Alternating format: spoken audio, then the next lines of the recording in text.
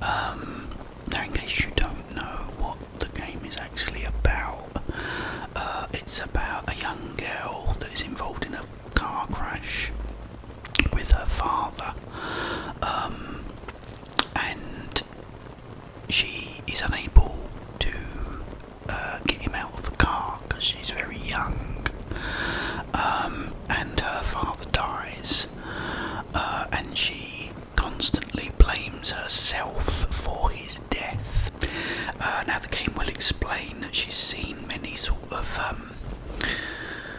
therapists and things, but every night she has this same dream over and over again where, she relives the accident and can't pull the door open to save her father. Anyway, one night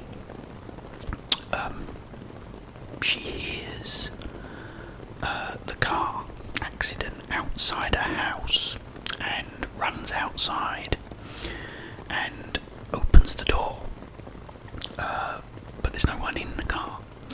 But behind her is someone called the Nightmare Maker. So if you just imagine having like some kind of sort of architect that creates everything you dream, including nightmares, that's who he is. And he makes a deal with her, and that is if she can find her father, who is out there somewhere in this massive city where she lives, then she'll never have the nightmare again. And that's pretty much it. He then gives her a key, and you go along on your merry way. And it's then kind of like a sort of Grand Theft Auto open sort of world, a big massive city which is called Remembrance State, and you'll find the door that the key unlocks, and it could be a house or an apartment building or whatever. It could be a store, whatever, and you have to sort of solve puzzles and do all different things to progress through the game. Now what I do like about it is that a majority of the puzzles are actually ones you've got to really actually do yourself. For example, there's a pool table in a bar, and you get a cue, a pool cue, and based on a riddle that's written on the wall, you have to pot the balls in a certain order. But rather than just do it and say, well, red, and then you pot it, and blue, and pot it, you have to literally pot them like a proper game of pool video game. And if you don't do it right, or you miss, boom, the balls return to their original positions. So what you've got to do is make sure that you hit them all in the buckets in the right order. There's also other things like a bowling alley where you have to get a strike, a dartboard where you have to throw the darts at a certain parts of the dartboard, lots of different things in it like that. But I also want to kind of do some sort of special little things that probably haven't been done in a while, and one of them is this.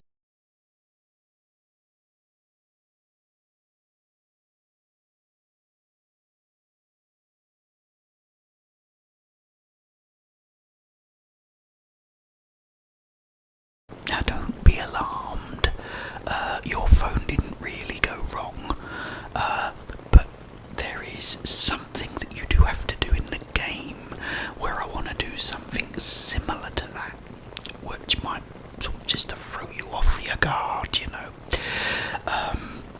so that's one of the things. Also, there's another part of the game where there is a road, and you have a truck driver come up to you and ask if you want a lift into wherever you're going, and you have a multiple choice. You can either take the lift or say, no, I'm fine, I'll walk. Now, whichever you make, whatever decision you make, you will benefit from, because if you take the lift or accept the lift, you will get a Magnum handgun.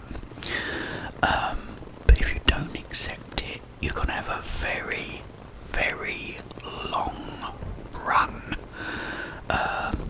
into the part of town that you need to be in. But even though it will be a very, very long trek, you will have handgun bullets along the way, and shotgun shells, and first aid kits or energy drinks, which is what I was gonna do. I was just gonna have energy drinks that give you more health. So that is another thing. There's also like other things that will give you multiple choices, whether you want to do it or whether you decline. But whichever one you do, most of the time you'll benefit from, no matter which one. But there is one that will make it very difficult for you,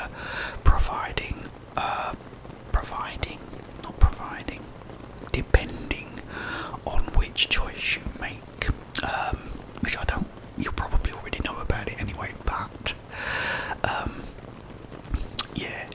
it's you have an encounter with someone called Kill the Clown. Kill the Clown. And it's very important that you make the right choice when you meet him. Okay, so I don't really want to spoil too much of it, but that's something that I have decided to do, because I like all the sort of old games, like games like Metal Gear Solid, for example, where, one of the bits in Metal Gear Solid is you're fighting someone and you need to hear it in stereo to know where he is, and you get the woman that will come up and say, or is it the general, whoever it is, and he says, Snake, use your hearing. You need it to be in stereo so you can actually hear where he is panning from left or right or left or right or left, whatever I'm on now. Right, I think this is right. Yeah, and they start talking about it and mocking you and saying, not everyone can afford a stereo TV and things like this, which I thought was brilliant. So I want to do things like that in the game as well as incorporate all these other different things. So this is basically going to be a very sort of scary version of Resident Evil and Silent Hill and GTA mixed together. Okay, that's what I want it to be. I've got the script now, so what I'm going to do is go through that, because I remember there's a bit in it, or there was a that I sort of started off having a choice of items. So let's just say you need a green key, which that's not the case, but you have a red key or a green key, and you can only pick one. And if you pick the wrong one, you have to go back and swap it and get it. I don't know if I'll be keeping that. I'm not sure. I might just keep, just find one key item to use somewhere along the way. I think that might be better. But yeah,